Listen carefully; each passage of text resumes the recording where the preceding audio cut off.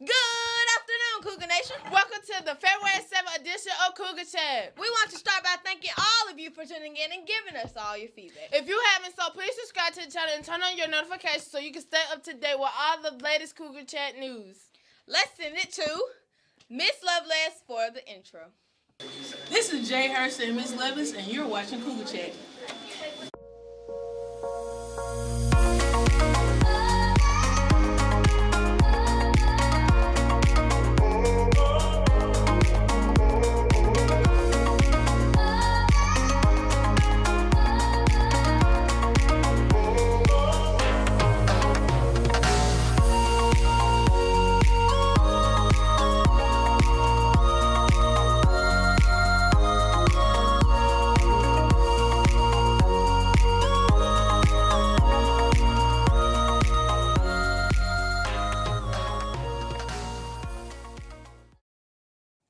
Thanks, Ms. Lovelace. First up today announcements, we want to congratulate Miss Brown on 6th grade hall for being recognized as an inspirational teacher for a former LCMS and current troop student.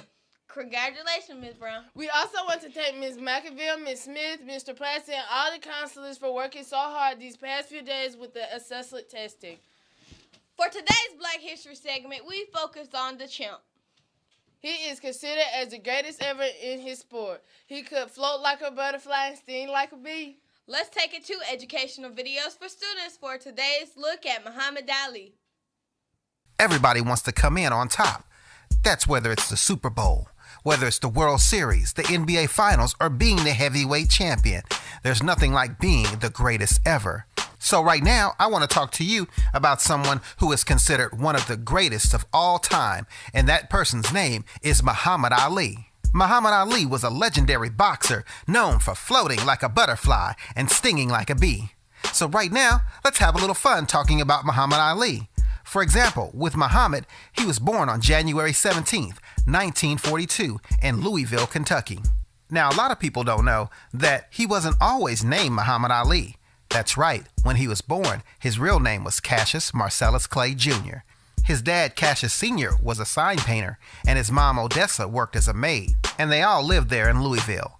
Now, growing up there in Louisville, Kentucky, young Cassius had to deal with what was called segregation.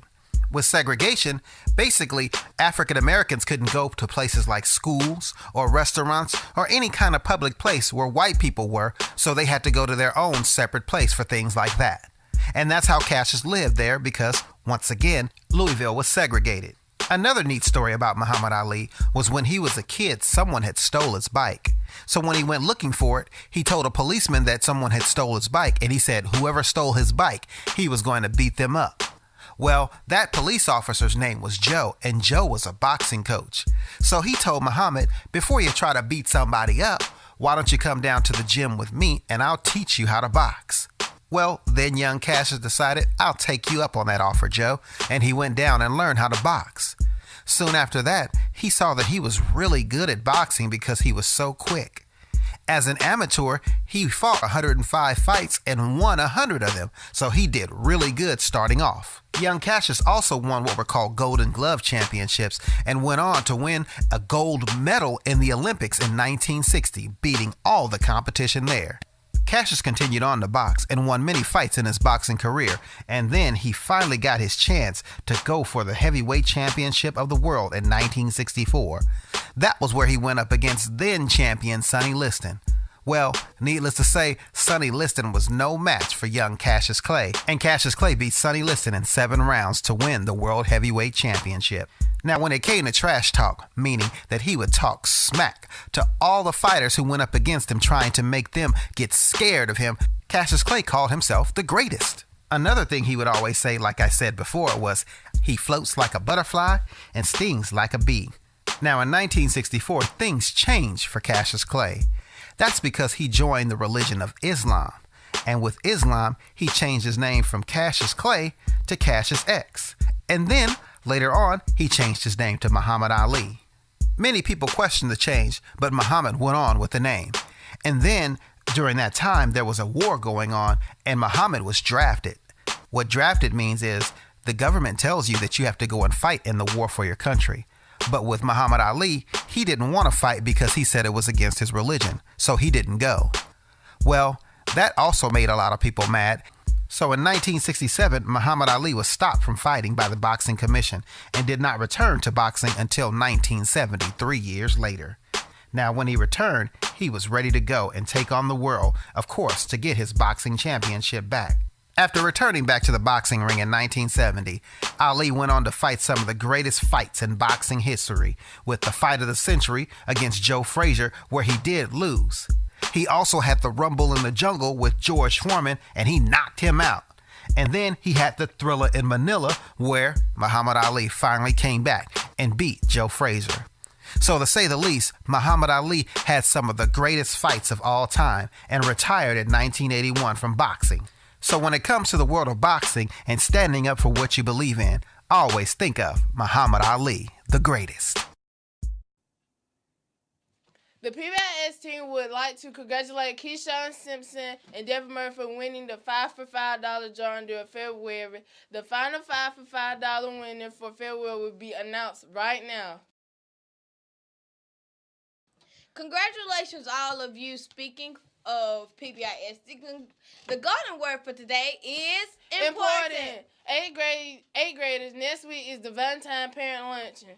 Be sure to get the word out for your mom, dad, auntie, uncle, parents, or best friend's parents if you want them to attend. Y'all, we only have 7 more days until Valentine's Day, so be sure to grab you a candy gram for $1 or a carnation for $2. Also, be sure to make sure Mr. Wallace proud and grab your yearbook in the comments area for $40. Let's take a quick look at Papa G for the weather update.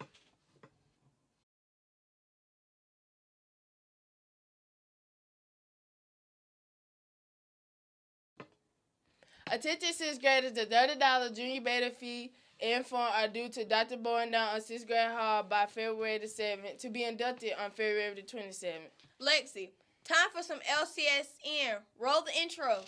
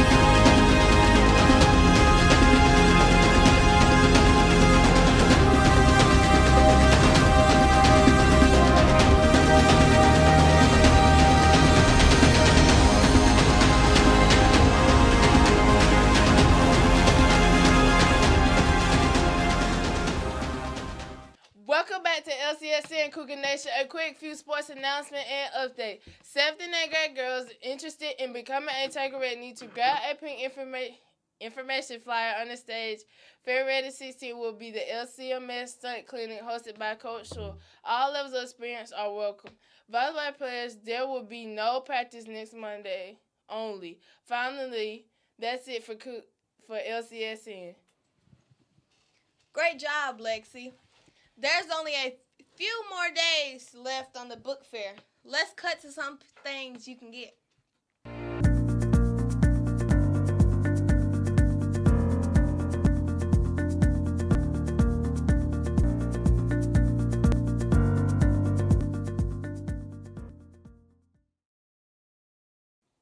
Let's take a look at the menu for today. Tenders with mac and cheese, barbecue baked beans, and broccoli. And for our pizza for the day, drum roll, please. Pepperoni pizza. Our birthdays today are Madeline Bishop, Evan Farrar, and Mardarius Lovelace. We hope you all had a marvelous birthday. That's it for the dramatic duo. The Dos Amigos. The 2 peas in a pod. Cougar Chat is out.